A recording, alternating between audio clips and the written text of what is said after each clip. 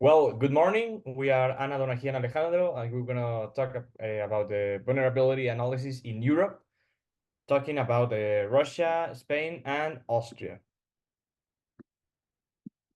Okay, so first than anything, to be general, Austria's elections are free and fair, with the president having limited but significant powers, such as the dissolving parliament and appointing the chancellor.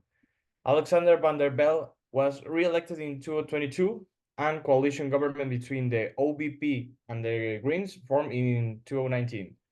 Media freedom, protected by law, faces changes from strong liberal laws, concentrated ownership, and political influences, particularly over ORF, with the reforms required by 2025. Corruption allegations led to OBP resignations in 2021. Refugees and migrants face strong rhetoric and deportation risks, and the asylum system is criticized for that. Also, LGBT plus individuals experience social discrimination, and Austrian has a 19% gender wage gap.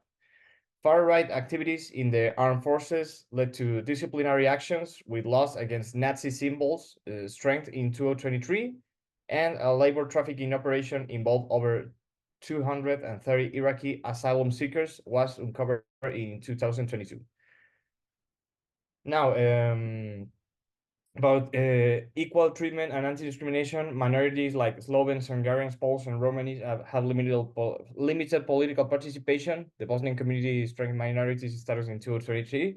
Strict naturalization policies have left over 1 million residents unable to vote in 2022. Women hold 30% of parliamentary seats. Pro-Palestinian protests were banned in 2023 following a Hamas attack on Israel, leading to arrests and heavily policed demonstration in Vienna. NGOs operate freely, and trade unions can organize and strike, with about 1.2 million union members.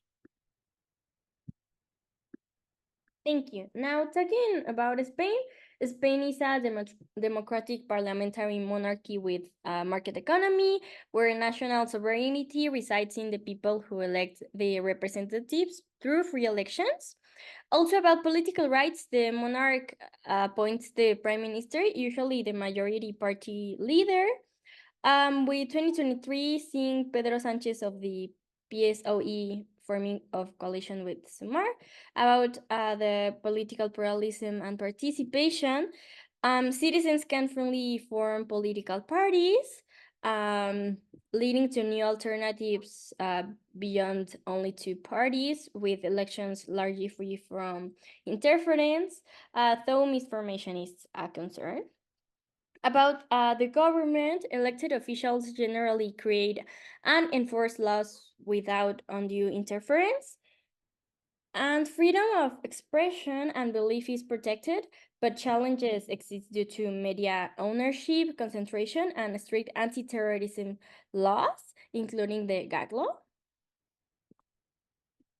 About the associational and organizational rights, freedom of assembly is usually respected, but there are strict regulations and penalties for unauthorized protests, and workers can join unions and strike legally, except for the military and the police.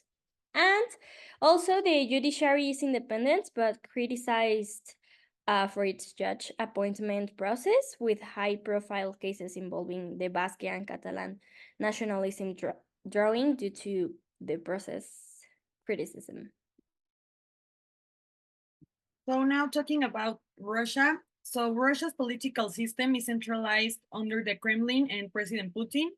And although it appears as a multi-party federation, United Russia's dominance is maintained, suppressing real competition. So the 2021 Duma elections and opposition repression, and notably of figures like Alexei Navalny, well, they illustrate this control.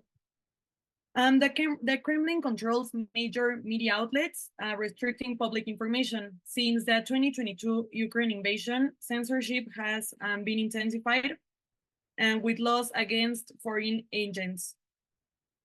And in the civil liberties, well, broad extremism laws are used to curb dissent and restrict religious freedom. Jehovah's Witnesses and some Muslim groups are labeled as extremists. In the post-Ukraine invasion, education is under state control with patriotic education enforced and dissent punished. So now talking about the NGOs. So the NGOs with foreign funding are restricted as foreign agents, limiting their independence. And also key human rights groups face closure and silencing dissent. And so ethnic minorities and the LGBT community face significant discrimination, particularly in regions like Chechnya, where LGBT individuals endure severe repression and torture. So talking about freedom of assembly, so the government suppresses unauthorized protest with heavy police force and arrests, while pro-Kremlin demonstrations proceed freely. So this extended surveillance monitors and deters opposition effectively while silencing this dissent. So, to conclude, the comparative study of Austria, Spain, and Russia highlights the significant difference in governance and civil rights.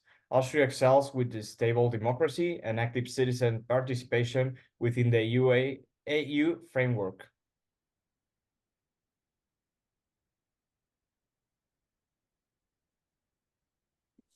Spain faces internal challenges like managing political diversity and combating corruption. In stark contrast, Russia demonstrates extreme centralization and political repression under Putin, severely limiting real competition and controlling freedom of speech and media. So this analysis underscores how each country, despite some structural similarities, uniquely navigates its path in global politics, dealing with varied challenges and opportunities in their pursuit of democratic consolidation and their human rights. Thank you. Thank you.